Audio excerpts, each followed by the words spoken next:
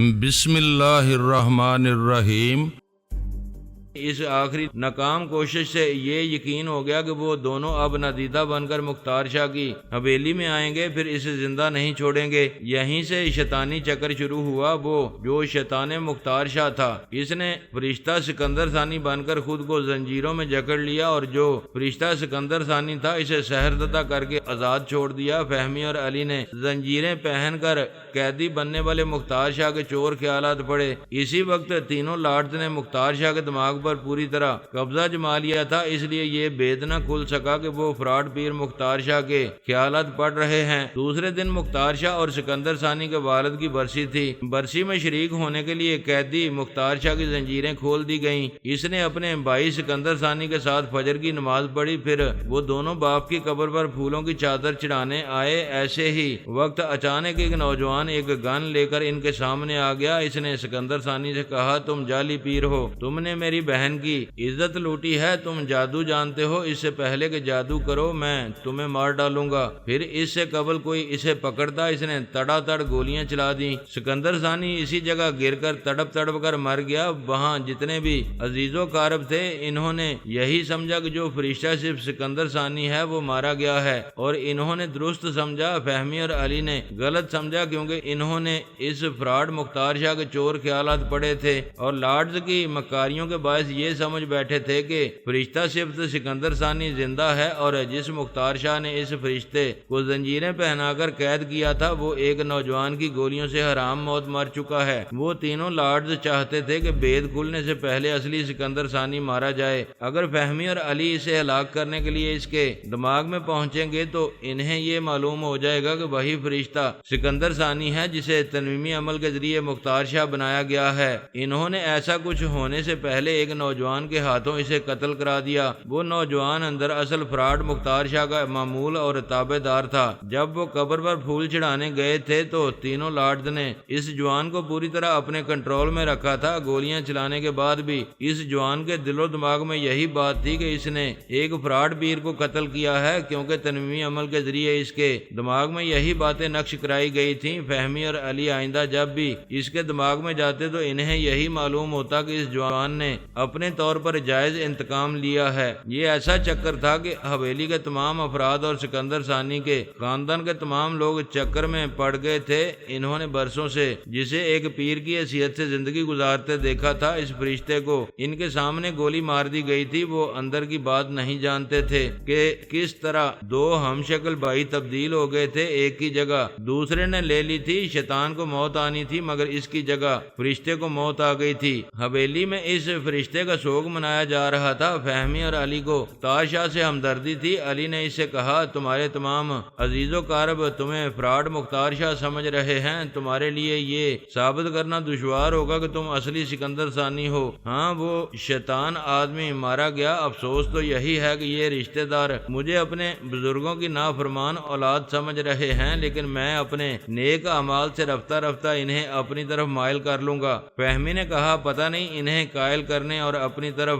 مائل کرنے میں کتنا عرصہ لگ جائے گا۔ ہم ٹیلی پیتھی کے ذریعے انہیں تمہاری طرف مائل کرنے کی کوشش کریں گے۔ دوسرے دن وہاں کے بزرگوں نے ایک چھوٹا سا اجلاس کیا اور یہ مسئلہ اٹھایا کہ دستار پیری کس کے سر پر رکھی جائے گی۔ ایک بزرگ نے کہا، ہمیشہ سے اس خاندان کے فرد پیر ابن پیر رہے ہیں، ابھی ان کی اولاد میں سے ایک مختار شاہ زندہ ہے، یہ دستار اس کے سر پر رکھی جائے گی۔ دوسرے بزرگ نے اعتراض کیا، پہلے وہ خود کو پیر بننے کا اہل ثابت کرے۔ جس اولاد سے اس کے والدین ناراض رہے اسے ہم اپنے سر پر کیسے بٹھا سکتے ہیں؟ علی نے ایک بزرگ کے ذریعے کہا، اچھے خاندان کے بچے وقتی طور پر گمراہ ہوتے ہیں پھر راہ راست پر آ جاتے ہیں۔ تم مختار شاہ کو جس طرح آزمانا چاہو آزما کر دیکھ لو، یہ اب پیر ابن پیر ہی ثابت ہوگا۔ ایک نے کہا، مرحوم سکندر ثانی ہمارے دل کی باتیں ہمیں بتا دیا کرتے تھے، کیا یہ مختار شاہ بتا سکتا ہے؟ علی نے مختار شاہ کے اندر آ کر اس کے ذریعے ذریعے کہا ہمارے والد دادا اور پردادا دلوں کے بید نہیں بتاتے تھے، میں نہیں جانتا کہ مرحوم سکندر ثانی کس لیے ایسا کرتے تھے، لیکن میں آپ تمام حضرات کے اطمینان کے لیے صرف آج آپ کے دلوں کی باتیں بتاؤں گا۔ آپ وعدہ کریں کہ آج کے بعد پھر ایسی فرمائش نہیں کریں گے۔ ایک بزرگ نے اس کی تائید کرتے ہوئے کہا یہ درست ہے کہ اللہ تعالیٰ جب رازوں کو سمجھنے کے علوم دیتا ہے تو وہ علوم جاننے والے انہیں اپنے اندر ہمیشہ چھپا کر رکھتے ہیں، ظاہر نہیں کرتے۔ جن بزرگ نے اعتراض کیا تھا، مختار شاہ نے ان کی طرف انگلی اٹھا کر کہا آپ سوچ رہے ہیں میں اللہ تعالیٰ کا اور اپنے والدین کا نافرمان بندہ ہوں، مجھے ایسے غیر معمولی علوم حاصل نہیں ہو سکیں گے۔ بزرگ نے کہا یہ درست ہے، میں یہی سوچ رہا ہوں، لیکن بات موٹی عقل سے بھی سمجھی جا سکتی ہے کہ میں نے آپ کی مخالفت کی، اس لیے آپ کے بارے میں میرے یہی خیالات ہوں گے۔ آپ میرے اندر کی ایسی باتیں بتائیں جو کوئی دوسرا نہ بتا سکتا ہو۔ بتاؤں گا تو آپ کہیں گے بڑی محفل میں بید کھول رہا ہوں۔ آپ میرے کان میں بتا دیں، کان میں بتاؤں گا تو دوسروں کو اپنے غیر معمولی علم کا کیسے یقین دلاؤں گا۔ آپ درست بتائیں گے تو میں اپنی زبان سے سب کے سامنے اعتراف کروں گا۔ نہیں، میرے علم کو چیلنج کیا گیا ہے، بڑی محفل میں یہ کہا گیا ہے کہ میرے باپ دادا کا علم مجھے وراثت میں نہیں مل سکتا، اس لیے میں سب کے سامنے آپ کے دل کی یہ بات بتاتا ہوں کہ آپ بڑھاپے میں بھی جوان رہنا چاہتے ہیں۔ وہ بزرگ ایک دم سے اچھل کر کھڑے ہو گئے۔ تمہیں ایک بزرگ کے بارے میں ایسی باتیں کرتے ہوئے شرم آنی چاہیے، تم مجھے ذلیل کرنے کے لیے ایسی بات کر رہے ہو۔ میں ثابت کر سکتا ہوں اس وقت بھی آپ کی جیب میں بوڑھوں کو جوان بنانے والے معجون کی ایک شیشی موجود ہے۔ بزرگ نے فوراً ہی اپنی جیب پر ہاتھ رکھ لیا اور چیخ کر بولے یہ جھوٹ کہتا ہے۔ میں آپ تمام بزرگوں سے عرض کرتا ہوں جنہیں میری بات کا یقین نہ آئے وہ ان کی جیب سے شیشی نکال کر دیکھ لیں۔ وہ بزرگ فوراً ہی پلٹ کر دروازے کی طرف گئے، پھر کہا یہ شرفا کی محفل نہیں ہے، یہاں بزرگوں پر کیچڑ اچھالی جاتی ہے، لا حول ولا قوت۔ وہ جانا چاہتے تھے یا دوسرے لفظوں میں بھاگنا چاہتے تھے مگر ان کا راستہ روک لیا گیا۔ ایک نے کہا جب آپ نے ایک پیر ابن پیر کو آزمائش میں مبتلا کیا ہے تو اس آزمائش کا نتیجہ ہمیں معلوم ہونا چاہیے۔ دوسرے نے جھپٹ کر ان کی جیب سے شیشی نکال لی، اس پر لکھا تھا مجون شباب آفریں۔ سب نے اسے دیکھا اور بڑے میاں پر لا حول پڑی، وہ جھنجھلا کر چلے گئے۔ مختار شاہ نے کہا میں پہلے کہہ چکا ہوں کہ صرف آج اس محفل میں دلوں کی باتیں بتاؤں گا، آج کے بعد کوئی مجھے آزمائش میں نہ ڈالے، لہذا جب تک میں یہاں بیٹھا ہوا ہوں آپ حضرات فردن فردن اپنے دل کی باتیں مجھ سے پوچھ سکتے ہیں۔ ایسا کون چاہتا ہے اس کے دل کا بید بڑی محفل میں کھل جائے؟ سب چپ رہے، ایک دوسرے کو تکنے لگے۔ ان میں سے کئی حضرات کچھ پوچھنا چاہتے تھے مگر شرط یہی تھی کہ اندر کی بات بڑی محفل میں بتائی جائے گی۔ ایک بزرگ نے کہا میری کچھ گھریلو پریشانیاں ہیں، میں صرف اتنا چاہتا ہوں کہ پریشانیاں دور ہو جائیں، اگر دور نہ ہو سکے تو کم ہو جائیں۔ مختار شاہ نے ذرا دیر کے لیے آنکھیں بند کیں، اتنی دیر میں علی نے اس شخص کے خیالات پڑھے، پھر مختار شاہ کی زبان سے کہا وہ نوجوان ہے جس نے تمہاری غریبی کا مذاق اڑایا ہے اور جس نے تمہاری بیٹی کو اپنی شریک حیات بنانے سے انکار کیا ہے، وہ آج کسی وقت آئے گا اور تم سے معافی مانگے گا اور تمہاری بیٹی کا رشتہ بھی۔ آج کے بعد تمہاری ساری پریشانیاں دور ہو جائیں گی، لیکن بہتر ہے کہ ابھی تم جا کر اس سے ملاقات کر لو۔ پھر علی نے فہمی سے کہا تم اس شخص کے دماغ میں رہو، جب وہ اس جوان سے ملاقات کرے تو اس جوان کی آواز اور لہجہ سن کر اس کے دماغ کو اپنے قابو میں کر لو، اس کے بعد تم جانتی ہو تمہیں کیا کرنا ہے۔ فہمی اس شخص کے دماغ میں چلی گئی۔ پھر اس محفل میں کسی اور نے اپنے دل کی بات نہیں پوچھی، محفل برخاست ہو گئی۔ صرف 2 گھنٹے بعد یہ خبر پھیل گئی کہ پیر ابن پیر شاہ کی مختار شاہ کی پیش گوئی درست ہوئی ہے، اس جوان نے معافی مانگ لی ہے، اس کی بیٹی کا رشتہ بھی مانگا ہے، اس جوان کے باپ سے زمین کا جو تنازع چل رہا تھا وہ ختم ہو چکا ہے، اس شخص کی تمام پریشانیاں بھی دور ہو چکی ہیں۔ یہ ایسے شواہد تھے جن کے بعد خاندان کے تمام بزرگوں کو اور اس علاقے کے تمام لوگوں کو یقین ہو گیا کہ مختار شاہ کو پیری وراثت میں مل چکی ہے۔ سب نے اسے پیر ابن پیر تسلیم کر لیا۔ شیطانی چکر نے کیا گل کھلائے تھے، جو سیاہ تھا وہ سیاہ ہی رہا اور سب اسے سفید سمجھنے لگے۔ مختار شاہ اور تینوں لارڈز کے لیے یہ بات باعث اطمینان تھی کہ وہ فہمی اور علی کو دھوکہ دینے میں پوری طرح کامیاب رہے ہیں۔ فہمی کو یہ حسرت رہ گئی تھی کہ اس نے اپنے باپ کے قاتل کو اپنے ہاتھوں سے جہنم میں نہیں پہنچایا، ویسے وہ ایسے حالات میں مارا گیا تھا کہ فہمی کو صبر کرنا پڑا۔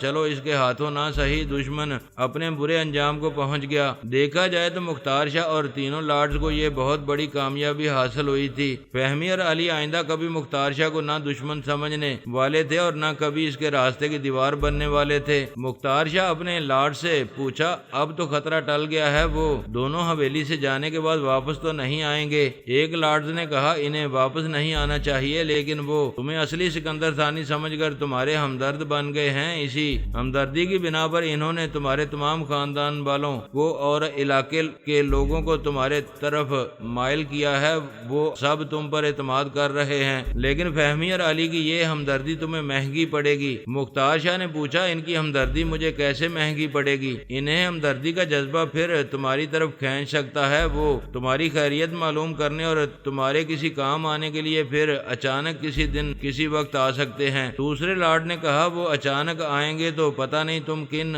حالات میں پائے جاؤ گے، شراب پی رہے ہوگے، کسی کے ساتھ منہ کالا کر رہے ہوگے یا ہمارے انڈر گراؤنڈ معاملات میں ملوث پائے جاؤ گے، بہرحال ہمارا بید کھلے گا۔ تیسرے لارڈ نے کہا، ہمیں یہ پہلو نظر انداز نہیں کرنا چاہیے کہ وہ دونوں ہمدردی کے جذبے سے تمہارے پاس کسی وقت بھی آ سکتے ہیں۔ مختار شاہ نے کہا، یہ تو مصیبت ہو گئی، واقعی ان کی ہمدردی مہنگی پڑے گی۔ یہ جو ہم نے اتنی بڑی کامیابی حاصل کی ہے، کیا یہ خاک میں مل جائے گی؟ فکر نہ کرو، ہم ان سے تمہیں محفوظ رکھیں گے۔ ہم نے کامیابی کی خوشی میں تمہیں شراب پینے کی اجازت دی تھی، اب نہیں پیو گے، ہم پھر تم پر تنویمی عمل کریں گے اور تمہارے ذہن میں یہ نقش کر دیں گے کہ تم شباب اور شراب کی طرف کبھی مائل نہیں ہوگے۔ آپ نے دیکھا ہے، جب سے زیبا میری زندگی میں آئی ہے، میں نے عیاشی ختم کر دی ہے، آئندہ بھی میں اسی پر اکتفا کروں گا۔ گھاس کھا گئے ہو، اب وہ تمہاری بیوی نہیں رہی، تم مر چکے ہو، وہ اب بیوہ ہے، اب تم اس کے دیور ہو اور وہ تمہاری بیوہ بابی ہے۔ یہ تو ہے،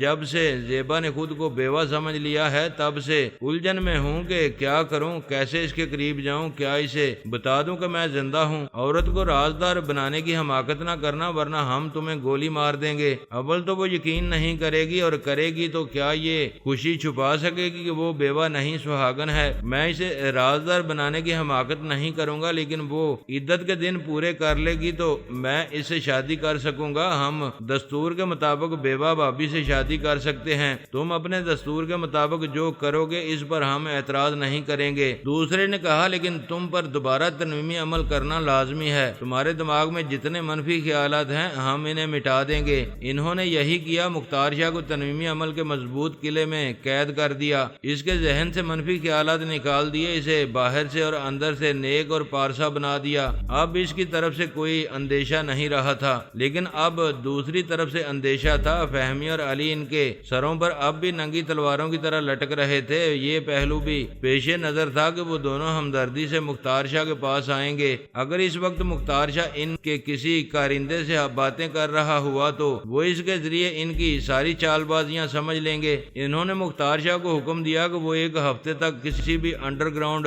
سرگرمی میں حصہ نہ لے، صرف اپنی حویلی اور اپنے علاقے تک محدود رہے۔ اس دوران میں ہر حال میں ان دونوں کو موت کے گھاٹ اتارا جائے گا۔ ان تینوں لارڈز کے پاس وہ غیر معمولی گولیاں تھیں جن کے ذریعے وہ نادیدہ بن سکتے تھے، وہ نادیدہ بن کر اپنے بہت سے پیچیدہ معاملات کو آسانی سے سلجھا لیا کرتے تھے۔ اب فہمی اور علی کو بھی ختم کرنے کے لیے انہیں نادیدہ بن کر ہی ان کے قریب جانا تھا، اور یہ بات وہ جانتے تھے کہ فرہاد اور اس کی فیملی کے روبرو دشمنی سے جانے والے زندہ واپس نہیں آتے ہیں، اور ان کی موت دوسروں کے لیے عبرتناک بنتی رہی ہے۔ لارڈ ون نے اپنے ساتھی لارڈ سے کہا، کیا فرہاد کی فیملی نے قیامت تک کامیابیاں حاصل کرنے کا ٹھیکہ لے رکھا ہے؟ کیا ہم علی کے مقابلے پر جائیں گے تو مردہ واپس آئیں گے؟ لارڈز ٹو نے کہا، پہلے کی بات اور ہے، پہلے ایسی نادیدہ بنانے والی گولیاں نہیں تھی، اب تو ہم محفوظ رہ کر فہمی اور علی کو گولی مار سکتے ہیں، وہ بھی نادیدہ رہیں گے، تب کیا ہوگا؟ لارڈ تھری نے کہا، کوئی ہمیشہ نادیدہ بن کر نہیں رہ سکتا،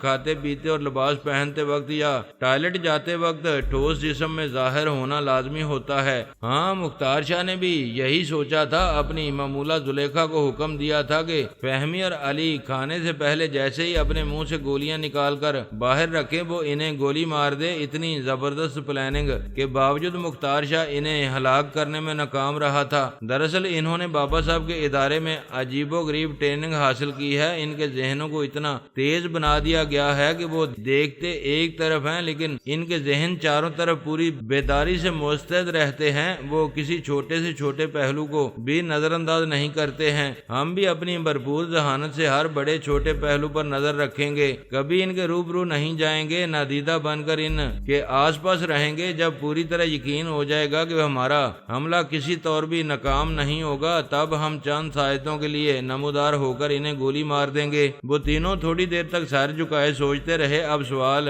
پیدا ہوتا تھا کہ اس بلے کے گلے میں گھنٹی کون باندھے گا، کون علی کو قتل کرنے جائے گا۔ انڈر گراؤنڈ مافیا کی مصروفیات بہت زیادہ تھیں، وہ تینوں بیک وقت ان تمام مصروفیات کو ملتوی نہیں کر سکتے تھے۔ ایک وقت میں کوئی ایک ہی علی اور فہمی پر حملے کرنے جا سکتا تھا۔ ایک نے لارڈ ون سے کہا ہم یہاں کے معاملات سنبھالیں گے، تم انہیں قتل کرنے جاؤ۔ لارڈ ون نے کہا مجھے ہی کیوں کہہ رہے ہو، 3 کو بھی کہہ سکتے ہو اور تم خود جا سکتے ہو، ہم تینوں کسی زمانے میں ہمیشہ پیشہ ور قاتل رہ چکے ہیں، پھر میں ہی کیوں۔ لارڈ 2 نے کہا ہم تینوں میں سے کسی ایک کو ہی جانا ہے، میں نے تمہیں جانے کو کہا ہے، جانے کا حکم نہیں دیا ہے، تم برا نہ مانو، مجھے کہو کہ میں چلا جاؤں گا۔ لارڈ 3 نے کہا بہتر ہے تم ہی چلے جاؤ۔ اس نے لارڈ 3 سے کہا میں نے خود کو پیش کیا، تمہارا فرض ہے تم بھی خود کو پیش کرو۔ 3 نے کہا چلو میں بھی خود کو پیش کر رہا ہوں، میں جاؤں گا۔ اس طرح ہم تینوں جانے کے لیے تیار ہیں، مگر جانا ایک کو ہے، لہذا پرچی نکالی جائے، جس کے نام کی پرچی نکلے گی وہ اس مشن پر جائے گا۔ انہوں نے قرعہ اندازی کی، لارڈ 3 کے نام پرچی نکلی، اس کے چہرے کا رنگ اڑ گیا، وہ بولا مجھے اعتراض نہیں ہے، پرچی میرے نام کی نکلی ہے، میں جاؤں گا، لیکن میں ان دونوں کو قتل کرنے کے لیے جو بھی طریقہ کار اختیار کروں اس پر تم دونوں اعتراض نہ کرنا۔ لارڈ 1 نے کہا ہم ہر کام ایک دوسرے کے مشورے سے کرتے ہیں، تاکہ ہم میں سے کسی کی پلاننگ میں کوئی خامی رہ جائے تو وہ باہمی مشوروں سے دور ہو جائے، پلیز اپنا طریقہ کار بتاؤ۔ 3 نے کہا میں اپنے معمول اور تابع دار کے دماغ میں رہ کر اسے اپنا اعلی کار بنا کر انہیں قتل کروں گا، اس طرح مجھے ان کے روبرو نہیں جانا پڑے گا، وہ تمہارے اعلی کار کو دیکھتے اسے چونٹی کی طرح مسل دیں گے، میں اسے نادیدہ بناؤں گا۔ کیا کہہ رہے ہو؟ ہم تینوں نے یہ عہد کیا تھا کہ اپنے نادیدہ بننے والی صلاحیتیں کسی پر ظاہر نہیں کریں گے، تم ایک معمولی اعلی کار کو گولی نگلنے دو گے تو وہ ہمارے اس راز سے واقف ہو جائے گا۔ پہلے میری پوری بات سنو، میں اسے چھوٹی سی چھوٹی گولی دوں گا، وہ 24 گھنٹے سے زیادہ نادیدہ نہیں رہ سکے گا، جب وہ ان دونوں کو ہلاک کرنے میں کامیاب ہو جائے گا تو میں اسے گولی مار دوں گا، اس طرح ہمارے راز کو جاننے والا اعلی کار بھی ختم ہو جائے گا۔ وہ دونوں لارڈز مطمئن ہو گئے۔ لارڈ 3 نے اس مشن کی تیاری شروع کر دی۔ اس مشن کا نام تھا مشن ٹو کل اور بی کلڈ، مارو یا مر جاؤ۔ پارس نے پہلے ہی بلی ڈونا سے کہہ دیا تھا کہ وہ کچھ دنوں کے لیے کہیں جا رہا ہے، اگر یہ بتا دیتا کہ کہاں جا رہا ہے تو اتنا تجسس نہ رہتا۔ اس نے یہ بھی بتانے سے گریز کیا کہ کیوں جا رہا ہے۔ اس نے سوچا ابھی وہ کچھ وقت ساتھ گزارے گا تو وہ اپنی باتوں سے اور اداؤں سے لبا کر اس کے اندر کی چھپی ہوئی باتیں اگلوا لے گی، لیکن غم اور خوشی کے آنے کا وقت ہوتا ہے اور نہ جانے کا۔ اسی طرح پارس کا بھی کوئی وقت مقرر نہیں تھا۔ اس سے پہلے کہ بلی ڈونا اسے اداؤں کے جال میں الجھاتی، وہ باتیں کرتے کرتے اچانک نادیدہ ہو گیا تھا۔ وہ آوازیں دیتی رہ گئی لیکن پھر اس کی طرف سے کوئی جواب نہیں ملا۔ پارس کی اس حرکت نے اسے اور زیادہ تجسس اور بے چینی میں مبتلا کر دیا تھا۔ وہ اپنے ذرائع سے معلوم کرنے لگی کہ وہ کہاں گیا ہے اور اچانک کیوں گیا ہے۔ وہ تو چھلاوا تھا، جب گزر جاتا تھا تو پھر یقین سے نہیں کہا جا سکتا تھا کہ دوبارہ کب نظر آئے گا۔ دشمن میرا اور میری فیملی کے افراد کا پتہ معلوم کرنا چاہتے تو سب سے پہلے بابا صاحب کے ادارے سے رجوع کرتے تھے، انہیں ہمارے بارے میں وہاں سے صحیح رپورٹ مل جاتی تھی۔ بلی ڈونا نے بھی اس ادارے کے انچارج کو مخاطب کیا، میں پارس سے ملنا چاہتی ہوں، اس سے کہاں ملاقات ہو سکتی ہے؟ تم کون ہو؟ پارس سے کیوں ملنا چاہتی ہو؟ اس سے تمہارا کیا تعلق ہے؟ اوہ گاڈ، اتنے سارے سوالوں کے جواب دینے ہوں گے، کیا اتنا کہنا کافی نہیں ہے کہ میرا نام بلی ڈونا ہے؟ تمہارا نام کافی ہے، ہم سمجھ گئے تم جکارتا میں ہو، پارس اچانک چلا گیا اور تم اسے تلاش کر رہی ہو۔ تعجب ہے، اس ادارے میں میرے متعلق اتنی ساری معلومات موجود ہیں، کیا مجھ پر خاص نظر رکھی جاتی ہے؟ فرہاد یا اس کے کسی بھی فیملی ممبر سے تعلق رکھنے والوں پر ہمیشہ خاص نظر رکھی جاتی ہے اور ان کے بارے میں معلومات حاصل کی جاتی ہیں۔ تمہاری بھی دن رات کی مصروفیات کا ریکارڈ یہاں موجود ہے۔ وہ انجان بن کر بولی، بھلا میری مصروفیات کیا ہیں؟ میں تو سادگی سے زندگی گزار رہی ہوں، تمہاری سادگی پر قربان جانا چاہیے ہزاروں سال پرانا خزانہ حاصل کرنے کی کوشش میں مصروف ہو، کیا اس خزانے سے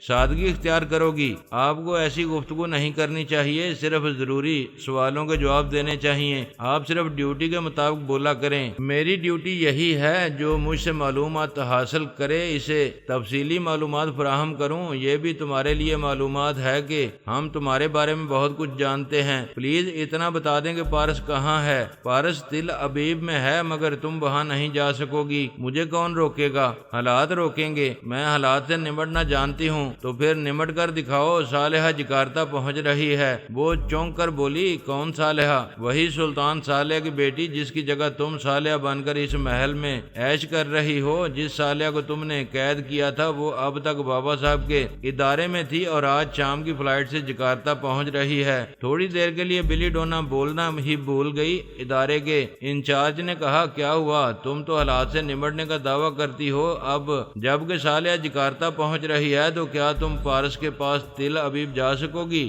اس نے کوئی جواب نہیں دیا، دماغی طور پر اپنی جگہ حاضر ہو گئی۔ بے چینی سے اٹھ کر ٹہلنے لگی۔ اس نے ابتدا میں سلطان صالح کو اپنا معمول اور تابعدار بنا رکھا تھا۔ اس کے دماغ میں یہ بات نقش کی تھی کہ وہ اس کی اکلوتی بیٹی صالحہ ہے، اور جو اصل بیٹی تھی اسے باپ کے دماغ سے بلا دیا تھا۔ شاہی خاندان کے باقی افراد نے صالحہ کو پچھلے 10 برس سے نہیں دیکھا تھا، کیونکہ وہ امریکہ میں تعلیم حاصل کر رہی تھی۔ بلی ڈونا چاہتی تھی کہ صالحہ کبھی واپس نہ آئے، اس لیے اس نے صالحہ کو بھی ٹریپ کیا، اسے اپنی معمولہ بنا کر ایک مکان میں قید کر دیا۔ اس کی دیکھ بھال کے لیے ایک عمر رسیدہ میاں بی بی کو وہاں رکھا، لیکن اتنی احتیاط بے سود رہی۔ ایک دن بابا صاحب کے ادارے سے ٹیلی پیتھی جاننے والے وہاں آئے اور اسے مکھن میں سے بال کی طرح وہاں سے نکال کر لے گئے۔ یہ بات بلی ڈونا کو معلوم ہو گئی تھی، لیکن وہ یہ معلوم نہ کر سکی کہ صالحہ کہاں چلی گئی ہے۔ صالحہ کو اس کے تنویمی عمل کے سحر سے آزاد کر دیا گیا تھا، وہ اسے تلاش نہ کر سکی، اسے صبر کرنا پڑا، مگر اب اسے پتا چلا کہ وہ بابا صاحب کے ادارے میں محفوظ تھی اور آج شام کی فلائٹ سے جکارتا پہنچ رہی تھی۔ بلی ڈونا کے لیے وہ آنے والے بہت بڑا خطرہ تھی۔ اس کی آمد کے بعد بہت سے بید کھل سکتے تھے۔ ایسے میں وہ پارس کے پاس جاتی تو جکارتا کے شاہی محل میں صالحہ اپنے قدم جما لیتی، شاہی خاندان کے تمام افراد کو اپنی طرف مائل کر لیتی۔ بلی ڈونا کے پاس اتنا وقت نہیں تھا کہ وہ شاہی خاندان کے تمام افراد پر تنویمی عمل کرتی اور ان سب کو اپنا اسیر بنا لیتی۔ اب اس کا تحفظ اسی میں تھا کہ وہ صالحہ کو شاہی محل میں قدم نہ رکھنے دیتی، اس سے پہلے ہی اس کا کام تمام کر دیتی۔ وہ ترکیب سوچنے لگی کہ کس طرح اس کا راستہ روکا جائے۔ فی الحال یہی بات سمجھ میں آ رہی تھی کہ ایئرپورٹ پر ہی اس کا خاتمہ کر دیا جائے، اسے ایئرپورٹ سے باہر جکارتا کی زمین پر قدم نہ رکھنے دیا جائے۔ وہاں صالحہ کو ایک سلطان کی بیٹی کی حیثیت سے کوئی نہیں جانتا تھا، اسے چہرے سے کوئی نہیں پہچانتا تھا، صرف اس کا باپ اسے پہچان سکتا تھا، لیکن وہ سحر زدہ تھا، بیٹی کا چہرہ بول چکا تھا۔ صالحہ کو اس کے چہرے سے صرف بلی ڈونا پہچانتی تھی۔ اسے ایئرپورٹ پر ہی قتل کر دینا کچھ مشکل نہ تھا۔ بلی ڈونا نادیدہ بن کر وہاں جاتی، جب صالحہ اسے نظر آتی تو وہ کسی دیوار کی آڑ میں یا کسی ستون کے پیچھے چھپ کر نمودار ہوتی، اسے گولی مارتی اور پھر نادیدہ بن جاتی۔ ایسا کر گزرنا بہت آسان لگ رہا تھا، دیکھا جائے تو واقعی آسان تھا، لیکن بلی ڈونا اس پہلو کو نظر انداز کر رہی تھی کہ جسے موت کے گھاٹ اتارنا چاہتی ہے وہ بابا صاحب کے ادارے سے آ رہی ہے۔ وہ شام تک بڑے اضطراب میں مبتلا رہی، انتظار کرتی رہی کہ کب شام ہوگی، کب وہ فلائٹ جکارتا آئے گی اور کب وہ صالحہ کو اپنے راستے سے ہٹا سکے گی۔ بہرحال وقت کو گزرنا تھا، گزر گیا۔ وہ طیارہ رنوے پر آ گیا۔ بلی ڈونا اتنی بے چین تھی کہ اس نے طیارے سے مسافروں کے اترنے کا بھی انتظار نہیں کیا۔ وہ نادیدہ بن کر اس طیارے کے اندر پہنچ گئی اور مسافروں کے درمیان اسے تلاش کرنے لگی۔ جس صالحہ کو وہ چہرے سے پہچانتی تھی وہ چہرہ نظر نہیں آ رہا تھا۔ اس نے سوچا وہ کسی بحروب میں آئی ہے۔ مسافروں میں جتنی جوان لڑکیاں تھیں وہ ان میں سے ہر ایک کو غور سے دیکھنے لگی۔ کسی پر شبہ نہیں ہو رہا تھا میک اپ کے ذریعے چہرہ تبدیل کیا گیا ہے۔ وہ امیگریشن کاؤنٹر پر آ گئی۔ اس کا خیال تھا کہ اگر وہ کسی بحروب میں آئی ہے تو پاسپورٹ میں اس کا نام ضرور ہوگا۔ اس نے کاؤنٹر پر خواہ مخواہ بہت سا وقت ضائع کیا۔ کسی نوجوان لڑکی کے پاس صالحہ کے نام کا پاسپورٹ نہیں تھا، وہ جھنجھلا گئی۔ اس نے خیال خوانی کے ذریعے بابا صاحب کے ادارے کے انچارج سے رابطہ کیا، پھر پوچھا آپ نے غلط معلومات کیوں فراہم کی؟ بابا صاحب کے ادارے میں کبھی جھوٹ یا غلط بات نہیں کی جاتی۔ آپ نے کہا تھا کہ صالحہ شام کی فلائٹ سے جکارتا پہنچ رہی ہے، لیکن وہ اس فلائٹ میں نہیں تھی۔ اسی فلائٹ میں تھی، تم اینک لگانا بھول گئی تھی۔ ابھی صالحہ نے یہاں اطلاع بھیجی ہے کہ وہ بخیریت جکارتا کے شاہی محل میں پہنچ گئی ہے۔